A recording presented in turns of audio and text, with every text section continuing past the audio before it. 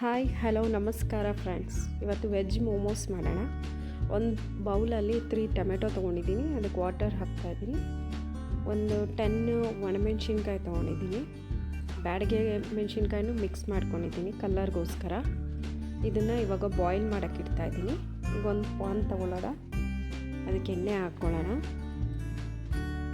ಬೆಳ್ಳುಳ್ಳಿ, ಶುಂಠಿ, ಕ್ಯಾಪ್ಸಿಕಮ್, ಎಲೆಕೋಸು ಇದೆಲ್ಲ ಸಣ್ಣಕ್ಕೆ ಹೆಚ್ಕೊಬೇಕು. ಈಗ ಒಂದು ಬೌಲ್ಗೆ ಮೈದಾ ಹಿಟ್ಟು ತೊಗೊಂಡು ಅದನ್ನು ಕಲಸಿಟ್ಕೊಳ್ಬೇಕು.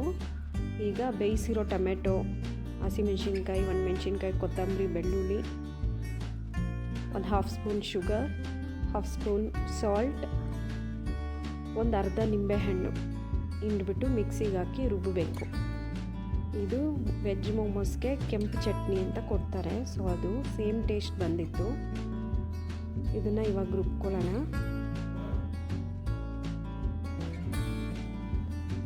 ಈ ಚಟ್ನಿ ರುಬ್ಕೊಂಡ್ಮೇಲೆ ಒಂದು ಪಾನ್ ಇಟ್ಕೊಬೇಕು. ಪಾನ್ಗೆ ಆಯಿಲ್ ಹಾಕ್ಬಿಟ್ಟು ಈ ರುಬ್ಬಿರೋಂಥ ಮಿಶ್ರಣನ ಒಂದು 5 ಮಿನಿಟ್ಸ್ನ ಸೌಟ್ ಮಾಡ್ಕೊಬೇಕು, ಬಾಡಿಸ್ಕೋಬೇಕು. ಈಗ ಚಟ್ನಿ ರೆಡಿ ಆಯಿತು. ನೆಕ್ಸ್ಟ್ ಪಾನ್ಗೆ ಎಣ್ಣೆ ಹಾಕಿದ್ವಲ್ಲ, ಅದಕ್ಕೆ ಬೆಳ್ಳುಳ್ಳಿ ತುಂಬ ಸಣ್ಣಗೆ ಹೆಚ್ಚಿಟ್ಕೊಂಡಿರಬೇಕು. ಆಮೇಲೆ ಶುಂಠಿ ಅದನ್ನು ಅಷ್ಟೇ ಹೆಚ್ಚಿಟ್ಕೊಂಡಿರೋದು, ಪೇಸ್ಟ್ ಹಾಕ್ತಾಯಿಲ್ಲ ಇಲ್ಲಿ. ನೆಕ್ಸ್ಟ್ ಬಂದು ಗ್ರೀನ್ ಚಿಲ್ಲಿ ಒಂದು 3 ಹಾಕಿದ್ದೆ ನಾನು, ಅದನ್ನು ಅಷ್ಟೇ ಸಣ್ಣಗೆ ಹೆಚ್ಚಿರೋಂಥ ಈರುಳ್ಳಿ, ಮೆಣಸಿನ್ಕಾಯಿ. ಈಗ ಈರುಳ್ಳಿ ಹಾಕ್ತಾಯಿದ್ದೀನಿ. ಆಮೇಲೆ ಕ್ಯಾಪ್ಸಿಕಮ್ ಹಾಕ್ತಾಯಿದ್ದೀನಿ, ಅದನ್ನು ಅಷ್ಟೇ ಸ್ವಲ್ಪ ಎಲ್ಲ ಒಂದು ಸೌಟ್ ಮಾಡಿಕೊಂಡು. Next carrot ತುರಿದಿರೋದು,